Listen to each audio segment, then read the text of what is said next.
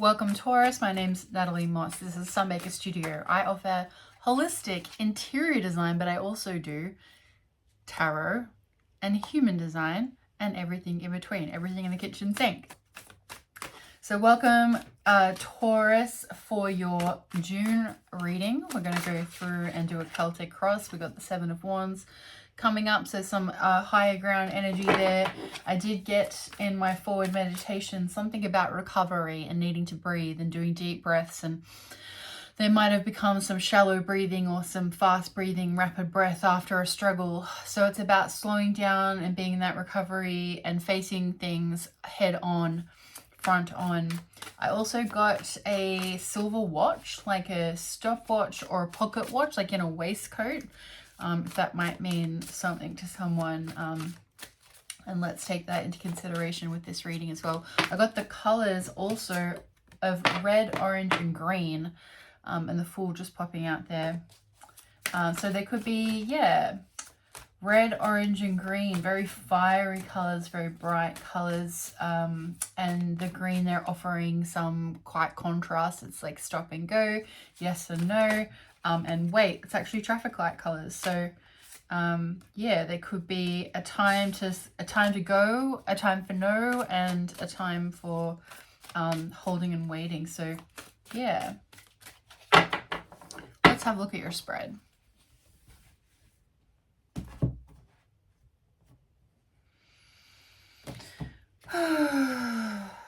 Taurus for June.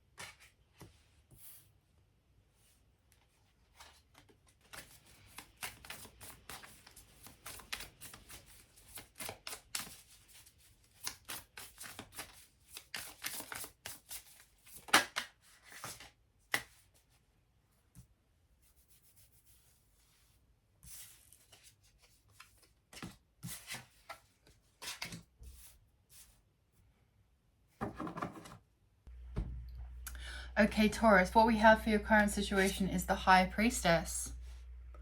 Current situation of the High Priestess. This is unspoken things. This is things that are unseen. These are secrets. These are things that are hidden and behind the veil. And the High Priestess has this capacity to tune into that which hasn't been said, to tune into the unseen.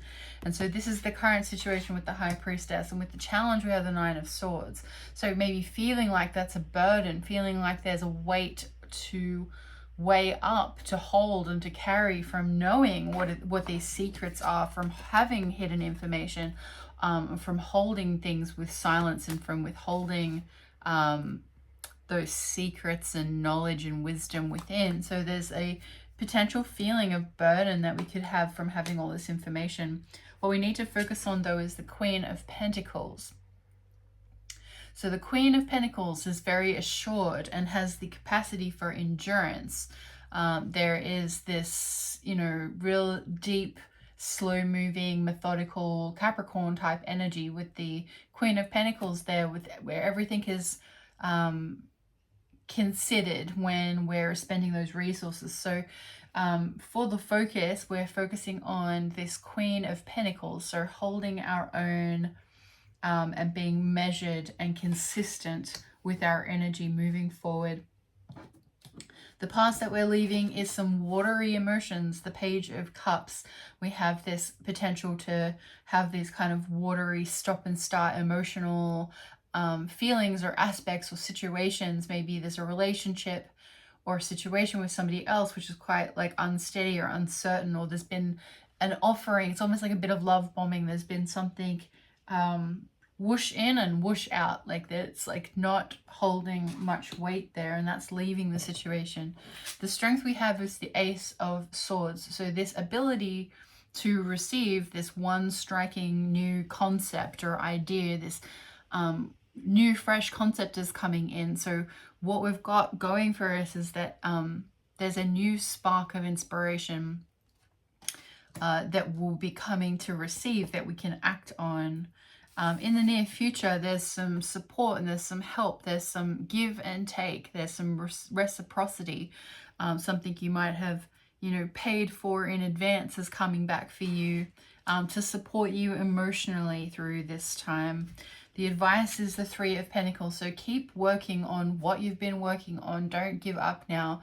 Just keep the pace with what you've been working towards or working on, or a certain set of skills which have been, of interest or relative to you that you're working on. Keep going with it. Don't give up, don't fail, don't hang up your hat before it's time. So it's just keep proceeding with what you've been working on. The environment they might be in is the Eight of Swords. So they might be feeling like this limitation existing around you, something that's kind of trapping or holding you in from being able to take a step or being able to take action.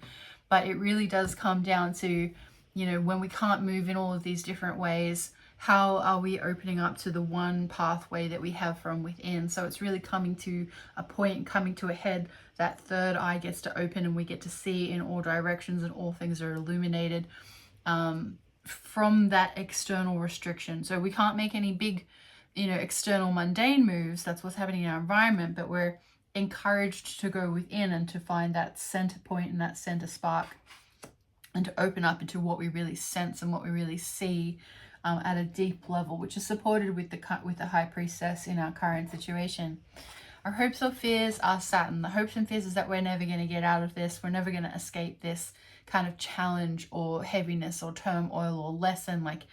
But Saturn is the daddy, which encourages us to take our time and to let the limitations and the lessons feed us something and keep us safe from something that we're not quite ready for. So this is all about cultivating enough wisdom and enough knowledge to get there finally, eventually, once we get through this challenge of Saturn, that we get to have our gifts, our Jupiterian gifts. So there's a reason why we're held back from certain things, and we're just concerned at the moment that it's never going to end and we're never going to get through. But you do eventually get through Saturn.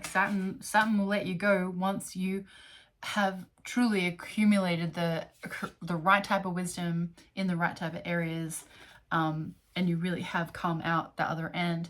The potential outcome with the Three of Wands. So this is like that portal that's opening up and something new is coming in, something exciting, something fruitful, something energizing, something action orientated. So someone could be coming to visit, something's coming to land, something potentially from far away, could be overseas, another land, another culture. There's something new and interesting which is coming through this portal on the horizon. So what we have here with the animal spirit card supporting, we have the rabbit, which was the same with the Aries reading. So Taurus and Aries, there's some similarities there with the rabbit being sometimes like overly fearful of what could happen or what might happen, and then like sort of predicting the fear out loud, and then sort of prophesizing, like self-prophesizing, actualizing the worst outcome based on the fears that we've had. So it's about understanding that whatever is going on, we're going to be adaptable to it. And there's this higher sort of creative intelligence with the octopus also supporting, highly creative, highly tuned in, very intelligent, this capacity to hold many things at once and to be there. So the rabbit has nothing to worry about. The rabbit is able to sort of keep the fears and thoughts within.